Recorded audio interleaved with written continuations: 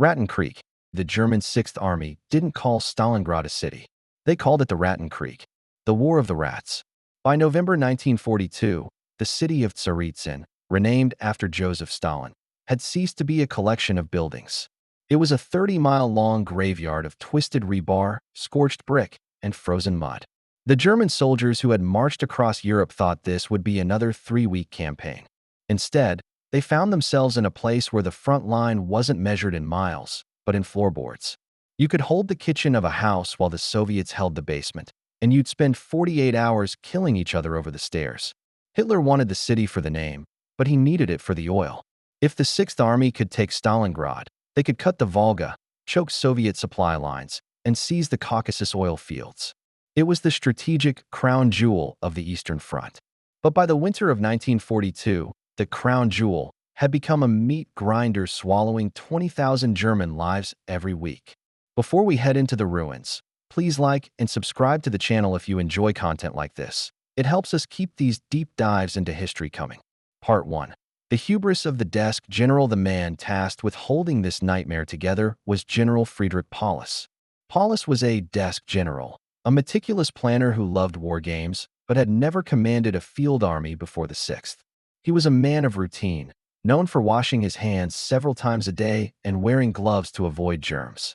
He was now commanding 250,000 men in a city where the primary scent was rotting corpses and cordite. Paulus was obsessed with the big picture, but Stalingrad was a war of small things. It was a war of the grain elevator, a massive concrete structure that a handful of Soviet guards held for weeks against an entire German division. The Germans would take the first floor, the Soviets would retreat to the second.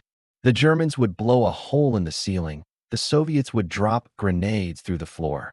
When the Germans finally took the building, they found only a dozen bodies. They couldn't believe so few men had stopped so many. Then there was Pavlov's house, a 4-story apartment building that Junior Sergeant Yakov Pavlov turned into a fortress.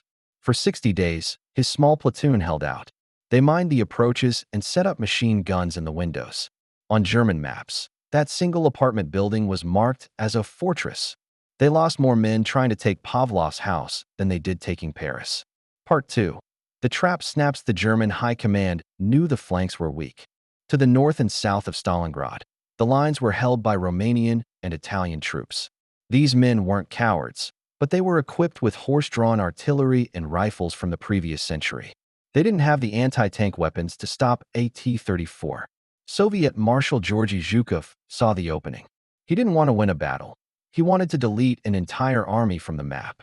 On November 19, 1942, under the cover of a massive fog, 1,000 Soviet tanks and 1,000,000 men smashed into the Romanian lines. The front didn't just bend, it evaporated. In less than 4 days, the Soviet pincers met at the Kalach Bridge. 250,000 German soldiers, along with thousands of horses and Romanian auxiliaries, were suddenly trapped in a Kessel, a cauldron. If you're finding this breakdown of the Kessel fascinating, hit that subscribe button to join our community of history enthusiasts. Part 3. The airlift lies. Paulus asked for a breakout. He knew if they moved immediately, they could punch through the thin Soviet ring. But Hitler, sitting 1,000 miles away, said no. The Sixth Army will stand fast, he ordered.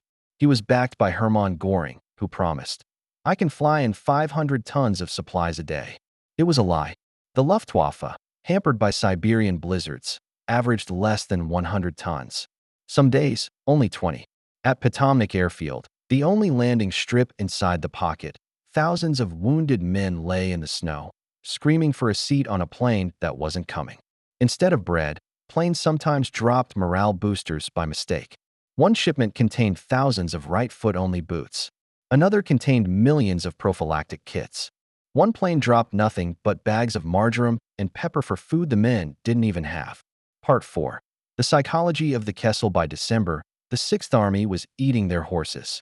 When the horses were gone, they turned to the dogs. When the dogs were gone, they looked at each other. The temperature dropped to -30°C. If a man fell asleep on guard duty, he didn't wake up. Surgeons were performing amputations without anesthesia, using saws dull from overuse. In the midst of this, a German doctor and priest named Kurt Reuber drew the Stalingrad Madonna on the back of a Soviet map. It was a picture of a mother and child with the words light, life, love. It became a symbol for the doomed men in the basements. They weren't fighting for Hitler anymore. They were fighting for the man next to them. Part 5. The final agony. The end came in a basement under the ruined Univermag department store. On January 30th, 1943, Hitler promoted Paulus to field marshal. It was a death sentence. In German history, no field marshal had ever been captured alive. Hitler was telling Paulus to kill himself. Paulus refused, saying, "I have no intention of shooting myself for this Bohemian corporal." The next morning, Soviet soldiers entered the basement and found the most powerful army in Europe living in filth. We're nearing the final toll of this battle. Please take a second to like this video. It really helps the channel grow. Part 6. The March to Oblivion of the 250,000 men trapped in the Kessel. Only 91,000 survived to surrender. These men were forced on a death march into the Soviet interior. They were already walking corpses, suffering from typhus and starvation. Of those 91,000 men, only 5,000 ever saw Germany again. Some didn't return until 1955, 10 years after the war ended, returning to families who had long since given them up for dead. Part 7.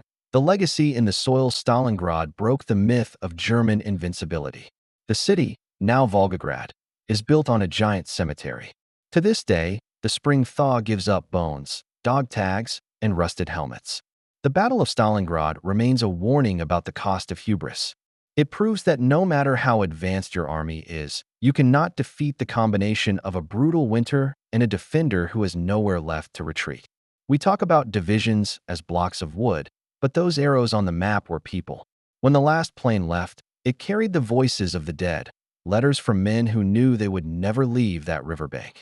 If you found this deep dive into the Kessel valuable, please like the video and subscribe to the channel.